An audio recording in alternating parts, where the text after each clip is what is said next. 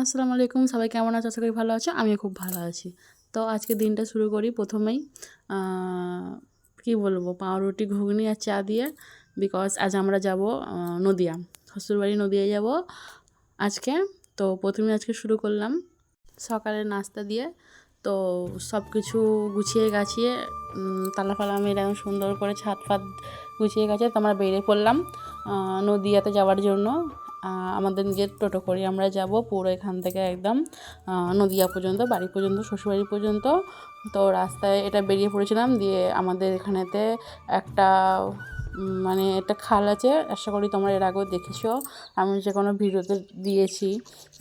তো ওখানেতে পানির কতটা উঠে গেছিলো। তো এটা আন্দাজ মতো 1 তারিখের ভিডিও। তো আমি 1 তারিখে গিয়েছিলাম। হ্যাঁ, আমার ভিডিও আপলোড করতে লেট হয়ে গেল, কারণ ভিডিওটা আমি আপলোড করতে অনেক লেট করলাম। ভিডিও সব করে রাখা ছিল, একটু বাড়িতে সমস্যা চলছিলো, কাজ ছিল অনেকটাই, সেই কারণেতেই। এখন তো পানি কিছুই না, আসার পথে যা পানি হয়েছিল আমি তোমাদেরকে সেই ভিডিও দেখাবো। তো কি বলে, তো এটা 1 তারিখের ভিডিও, ঠিক এতটা পানি উঠে গিয়েছিলো। এখন যেগুলো দেখতে পাচ্ছ তো ওইগুলো তো রয়েছে, দেখাই যাচ্ছে।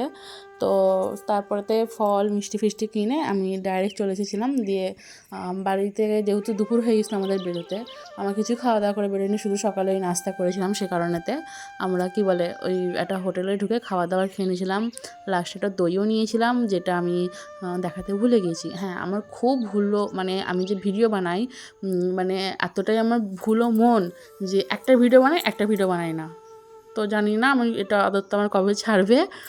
যাই হোক, ইনশাআল্লাহ আমি খুব তাড়াতাড়ি চেষ্টা করবো। কারণ দেখো, আমি তো অত তো আমার আর নাই যে, মানে কি বলবো, যে আমি তোমাদেরকে প্রতিটা করে করে দেখাবো, অত তো অভ্যাস নেই। তো ইনশাআল্লাহ আস্তে আস্তে অভ্যাস করব। তো এই যে আমি এটা দেখালাম, ওটা এক সময় হসপিটাল ছিল, তো এটা এখন বন্ধ হয়ে গিয়েছে। সেই কারণে আমি ভাবলাম তোমাদেরকে একটু দেখিয়ে দিই যে হসপিটালের অবস্থাটা কী বন্ধ হয়ে যাওয়ার পরে। তো কথা বলতে বলতে আমরা ঘাটের দিকে চলে আসলাম, যে ঘাটের পানি কতটা বেড়ে গিয়েছে, যে এই দিকে পুরো রাস্তার ওপরের দিকে উপজে এসেছে। ঘাট আরও এর থেকে আরও একটু দূরে আছে। তো আগের বারে যখন আমরা কল্যাণপুর ঘাটে এর আগে যখন এসেছিলাম, তো তখন পানি কত কম ছিল গঙ্গাতে, আর এখন পানি দেখো এই পর্যন্ত উঠে এসছে। খালি দেখো কতটা উঠে এসেছে, কত বড় হয়ে গিয়েছে। যেই গঙ্গা দাঁড়িয়ে থেকে 2 মিনিট দেখতে না দেখতে পার হয়ে যেত এপার থেকে ওই পার, সেই গঙ্গা এখন 10 মিনিট লাগে পার হতে নৌকাতে। যাই হোক, তো এখানেতে পানি এতটাই বেড়েছে, সেটা এখন বাড়বেই, বর্ষাকাল যেহেতু এটা। তারপরেও আবার পানি ছাড়া হয়েছে, তিলপাড়া ব্রিজ থেকে পানি ছাড়া হয়েছিল। তো অনেক মানে পানি মানে ওভার হয়ে গিয়েছে। তাও তো এগুলো কিছুই ছিল না। এরপরে যখন আমি আসছিলাম আবার আরও পানি বেশি বেড়ে গিয়েছিলো। তো যাই হোক, তো এটা দেখতেই পাচ্ছ তোমরা, এখানেতে হাজব্যান্ড আমার ওখানটা গাড়িটা ঘুরিয়ে নিল। তো এখানেতে গাড়ি ঘুরিয়ে নিয়ে আমি সবার সাথে কথা বলছিলাম ওখানে। ওখানে কয়েকটা লোকেরা, মানে কি বলে, এখানটা দেখতে পাচ্ছ এগুলো সব পানিতে ডুবে গেছে। এগুলো সব ধানের ক্ষেত। হ্যাঁ, এর ভিতরে সব ধান লাগানো ছিল, সব ডুবে গেছে। কত চাষিদের যে ক্ষতি হয়েছে, আল্লাহ কী যে বলবো। এত এরকম মানে কি বলবো, এগুলো সব ক্ষেতের জমি সব পানিতে ডুবে গেছে, দেখতে পাচ্ছ। নামলেই একটা মানুষ ডুবে যাওয়ার মতো এত পানি বেড়ে গিয়েছে। তো কিছু তো আর করার নেই, এটা এখন দুর্ভিক্ষর সময়, মানে এটা হতেই থাকে। মানে কিন্তু এবছর যে এতটা বৃষ্টি হবে, এতটা বন্যা হবে, আবার ফের পানি ছাড়া হবে, আমরা তো আর কেউ জানতামই না। যে কি বলবো, খুবই কষ্ট লাগে দেখে। যাই হোক, তো এখানেতে এই কাকাগুলো মাছ ধরার জন্য এই ছোটো ছোটো হাতে বানানো নৌকাগুলো আনছিল। আমার দেখে খুব ভালো লাগছিলো। আমি দূরেই কাকাটাকে বলছিলাম যে আপনারা নৌকাতে চড়েন, আমি দেখবো। কাকা বলছিল দাঁড়াও, এখান থেকে আরেকটু যাই, এখানটা তো অতটা পানি নাই, আর একটু আগে যাই, তো সামনে পানি আছে তো উঠবো। তো ওরা মাছ ধরার জন্য এরা বাড়িতেই এই নৌকাগুলো বানায়, যত আশেপাশে যত বাড়ি আছে, তো তারা এইসব নৌকাগুলো বানায়। এমনি আমি মানে এমনি তো আমি দেখেওছি যে সবার বাড়ির সামনে যে কটা মানে কী বলে গঙ্গার পাশে বাড়ি আছে, সবার বাড়ির সামনে এরকম নৌকা আছে। তো ওই যে উনি বোটে উঠে পড়লো হাতে বানানো নৌকাতে। তো উনি এখন যাচ্ছে। তো দেখতে কি সুন্দর লাগছে, আমার খুব ভালো লাগছিলো দেখতে, তাই আমি ক্যাপচার করে রাখলাম। আর ইনিও এখানেতে প্রস্তুতি নিচ্ছে, উনিও যাবেন তো এরা এই ছোট একটা টিনের নৌকা করে পুরো গঙ্গায় ঘুরে বেড়ায়। আমি বলি এদের জানের একটুকু ভয় নাই, আর মানে ভয় থাকবেও না, ওদের অভ্যাস যেহেতু হয়ে গিয়েছে। তো ওরা কিছু কিছু মানে মাছ ধরার জন্য ওরা এতটা রিস্ক নেয়। তো যাই হোক, ওখানেতে বোট চলে আসছিলো, মানে নৌকা চলে আসছিলো, ওপার থেকে এপারে আসছিলো। এখানে জানো তো একটা গেলে আবার সেটা রিটার্ন আসবে, ততক্ষণই অপেক্ষা করতে হবে। যেমন দুটো নেই যে একটা দিক থেকে ছাড়লো একটা দিক থেকে ছাড়লো, কারণ এটা তো অফলাইন না, এটা অফ সাইড। তো ওই ঘাটে তো বেশি সেরকম ভিড় হয় না। তো সেই কারণেতে এটা একটা ছোটো মোটো মানে করে রেখেছে, মানে হাতের কাছে। তো যেহেতু এটা করে দিয়েছে সেই জন্য একটাই রেখেছে, এটাই আসবে, ফের এটাই ফের যাবে, ফের এটাই আসবে।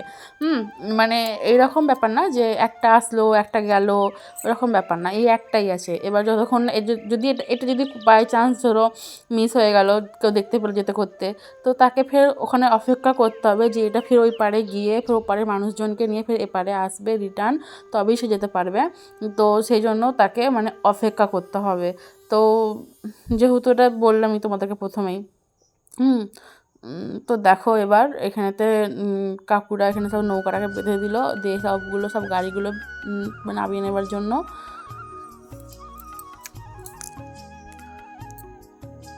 যেহেতু আমরা সবাই জানি, তাও আমি এই ফুটেজটা নিয়ে নিলাম তোমাদেরকে দেখানোর জন্য একটু, যে গাড়িগুলো যখন নামাচ্ছে তোমাদেরকে দেখানোর জন্য, আর কিছুই না। তোমরা একটু দেখো, এসব ছোটো ছোটো জিনিস আমার ক্যাপচার করতে খুবই ভালো লাগে।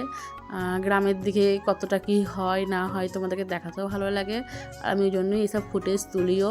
নাহলে কি দরকার ছিল, নর্মালি এমনি ভিডিও করে আমি তো করতে পারি, তাই না, যে একদম ডেস্টিনেশনে গিয়ে আমি কোনো দেখাতে পারি তোমাদেরকে, দেখো চলে আসলাম কী। যাই হোক, এখানে হাজব্যান্ড এখানে গাড়ি তুলে দিল। তো আমাদের গাড়ির ভিতরে এখানে একটা খুব মজার বিষয় আমার খুব ভালো লাগে, যেটা আমরা যদি মানে টোটো করে যেহেতু আমরা যাচ্ছি, তো আমাদের শুধু টোটোর ভাড়াটাই লাগলো, তো আমার দুজনের মানুষের ভাড়াটা লাগলো না। আর এমনি মানুষ গেলে তাদের মানুষের ভাড়া লাগে, প্লাস গাড়িরও ভাড়া লাগে। যারা গাড়ি নিয়ে থাকে তাদের যে মানুষ যে কজনই থাকুক, 2জন থাকুক, 4জন থাকুক, 5জন থাকুক, তো সে ভাড়াটা নেওয়া হয় না, শুধু গাড়ির ভাড়াটাই নেওয়া হয়। তো এটা আমার খুব ভালো লাগলো দেখে। তো এখানে তো দেখো খড়ের গাড়িও চলে আসলো ওই পারে যাওয়ার জন্য। ওই পার হলেই পুরো নদিয়া ডিস্ট্রিক্ট পড়ে যাচ্ছে। এই পারে তবুও এখন কি বলে বর্ধমান ডিস্ট্রিক্ট আছে, যে এই জায়গাটা বর্ধমান ডিস্ট্রিক্ট, আমাদের ওখানটা মুর্শিদাবাদ ডিস্ট্রিক্ট পড়ছে, মানে শুরু হচ্ছে, বর্ধমান শেষ হয়ে মুর্শিদাবাদ শুরু হচ্ছে। আর এই জায়গাটা হচ্ছে বর্ধমান ডিস্ট্রিক্ট হয়ে যাচ্ছে, এটা পুরো বর্ধমান ডিস্ট্রিক্ট। আর নদী পার করলে কিছুক্ষণ গেলে আবার নদিয়া ডিস্ট্রিক্ট পড়ে যাচ্ছে। তো একটুখানি জায়গার মধ্যেই কত কিছু ডিস্ট্রিক্ট আলাদা আলাদা আছে। যাই হোক, তো এখানে দেখতে পাচ্ছ ওখানে সব ঘরগুলো এই দেখো ডুবে গিয়েছে। তাও তো এটা দেখতে পাচ্ছ, আসার পথে আমি যখন ভিডিওটা আপলোড করব, যখন আমি আসছিলাম, এইটাও আর দেখতে পাবা না তোমরা, এটাও পুরোপুরি চাল ডুবে যাবে। এবং এখনই আমি তোমাদেরকে বলে দিচ্ছি, ওই ছোটো ছোটো চাল দেখতে পেয়েছো, ওর নিচে আরও বাড়ি আছে, আরও বাড়ি ওরকম দোকান ঘর করে রাখা ছিল। যখন আমরা আজ থেকে প্রায় 2-3 মাস আগে যখন আমরা এমনি কল্যাণপুর ঘাটে ঘুরতে এসেছিলাম, আমি দেখেছিলাম, তো আমার ফোনে ফুটেজগুলো নাই, আমার ভিডিও করিনি তখন, এমনি নর্মাল ফটো তুলেছিলাম, সেগুলো তো বোঝাও যাচ্ছে না ঠিক করে, তাই আমি দিইনি। নাহলে এবং যখন এখানেতে পানি শুকোবে আমি তোমাদেরকে এসে দেখাবো যে ওর ভিতরেও অনেক 3-4টে ছোটো ছোটো দোকানের মতো ঘর করা আছে। তো ওগুলো পুরোই পানির তলায় চলে গিয়েছে। ভেঙে গেছে কি আমি জানি না, তবে পুরোপুরি ডুবে গেছে এটা আমি জানি। এটা আমি দেখলাম, ফোনে তো অতটা ক্যাপচার করা যায় না নৌকার মধ্যে, কারণ পানির স্রোত প্রচুর ছিল। যাই হোক, তো এটা কিন্তু এদিকের ঘাট না, হ্যাঁ, ঘাটটা ওইদিকে ছিল। তো যখন পানি বেড়ে যায় তো আলাদা আলাদা ঘাট করে দেয় ওরা, এই পার থেকে ওই পার, ওই পার থেকে আসার পথে তো আরোই অন্য জায়গায় ঘাট করে দিয়েছিল।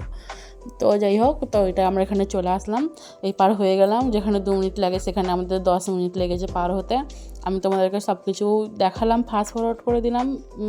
আমি জানি ভিডিওটা লং হয়ে গেছে, ভিডিওটা অনেকটা বড় হয়ে গিয়েছে।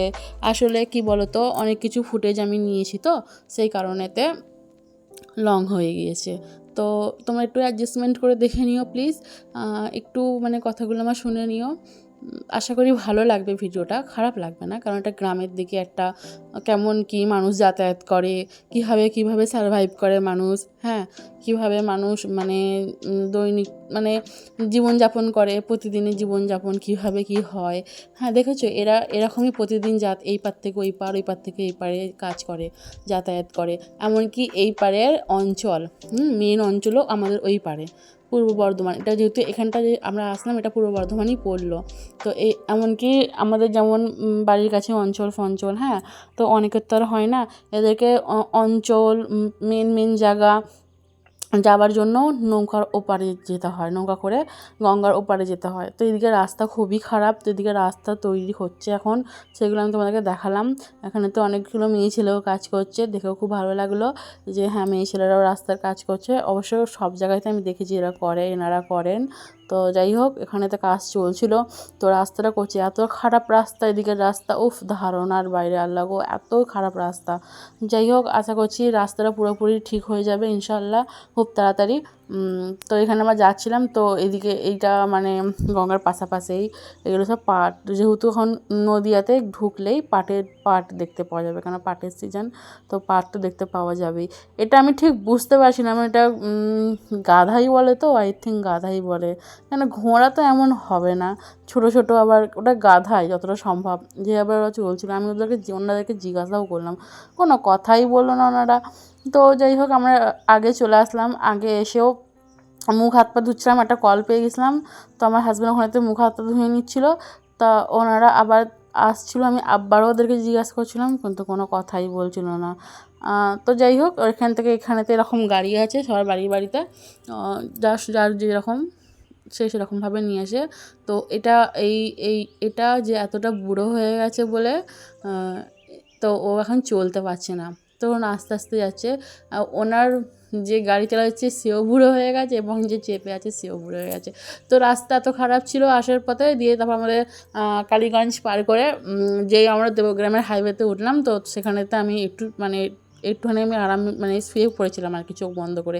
তো আমি তোমাদেরকে দেবগ্রামের ওগুলো ফুটেজ দেখাতে পারিনি, যে এখন দেবগ্রামের নতুন কাটোয়া মোড় হচ্ছে, দেবগ্রাম কাটোয়া মোড়ে নতুন রাস্তা হচ্ছে, ব্রিজ তৈরি হচ্ছে, দেখাতে পারিনি। তো এটা দেবগ্রাম রেলওয়ে স্টেশন, মানে রেল লাইন ক্রস করতে আমি তখন ভিডিওটা আবারও শুরু করলাম, কন্টিনিউ করলাম, কারণ আমি একটু মানে চোখ বন্ধ করে একটু শুয়ে পড়েছিলাম। এতটাই রাস্তা খারাপ ছিল, আমার পেটে এত লেগেছে যে আমি চুপচাপ চোখ বন্ধ করে, যখন আমি দেখলাম যে ভালো রাস্তা, তখন চুপচাপ চলে এসেছিলাম, ভিডিও করতে পারিনি। তো বাড়ি ঢোকার আগে এখান থেকে কিছু খাবার টাবার কিনে নিচ্ছিলাম, কারণ বাড়িতে যাব। তো তারপরেতে বাড়ি আসতে সন্ধ্যা হয়ে গেল। আশা করি তোমাদের ভিডিওটা ভালো লাগবে ইনশাল্লাহ। আর তো এনার্জি শেষ হয়ে গেলো বাড়ি আসতে আসতে। যাই হোক, সব ভালো থাকবেন, সুস্থ থাকবেন, আল্লাহ হাফিজ।